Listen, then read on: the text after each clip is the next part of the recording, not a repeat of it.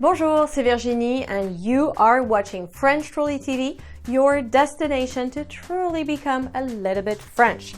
As you probably know, France will start electing a new président de la République next month. So I thought it would be interesting for you to understand how the French political system is organized. It seems appropriate to be in full French mode for this episode, so I'm going to speak in French with French subtitles.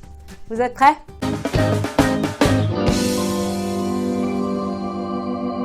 L'ensemble des citoyens qui votent s'appelle le corps électoral. Ce corps électoral est fait d'hommes et de femmes françaises de plus de 18 ans. Les femmes ont le droit de voter depuis 1945. Avant cette date, les femmes étaient considérées comme des humains de seconde classe, sans aucun droit, sans aucune liberté. Napoléon Ier écrit dans son Code civil de 1804 « Les personnes privées de droits juridiques sont les mineurs, les femmes mariées, les criminels et les débiles mentaux. » Here, privé means banned from. Merci Napoléon, merci. Continuons. Le corps électoral élit directement les grands électeurs, l'Assemblée nationale et le président de la République. Il y a 3 types de grands électeurs, les conseillers régionaux, les conseillers généraux et les conseillers municipaux. Les conseillers régionaux s'occupent de leur région. Par exemple, l'éducation, le transport, le budget, etc.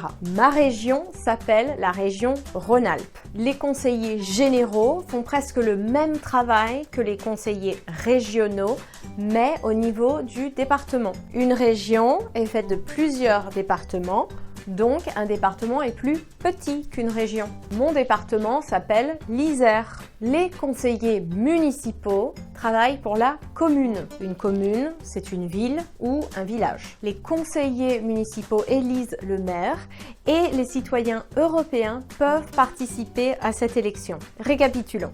Le corps électoral, nous, élit directement les grands électeurs. Les conseillers régionaux, les conseillers généraux et les conseillers municipaux. Le corps électoral élit aussi l'Assemblée nationale, formée de députés qui fait partie du Parlement. L'autre bloc du Parlement s'appelle le Sénat. Dans le Parlement, il y a donc l'Assemblée nationale faite de députés élus par les citoyens et le Sénat élu par les grands électeurs. Le corps électoral, ou les citoyens, c'est la même chose, élit aussi le président de la République. On dit que le président est élu au suffrage universel direct. Le président désigne son premier ministre et le premier ministre nomme et dirige ses ministres. Le premier ministre et les ministres forment le gouvernement. Il reste maintenant le Conseil constitutionnel. Les conseillers sont nommés par 3 personnes. Le président de la République, le président de l'Assemblée nationale et le président du Sénat. Le Conseil constitutionnel contrôle la constitutionnalité des lois votées par le Parlement. Et voilà, j'espère que c'est un peu plus clair pour vous maintenant. Si vous avez des questions, n'hésitez pas à me les poser dans les commentaires. If you like this video, you found it helpful, you want more, subscribe. And if you missed last week's video, French Nonsense Part 1, click here. Part 2 is coming next week. This was your French friend Virginie helping you become a little bit French. Merci beaucoup. Au revoir.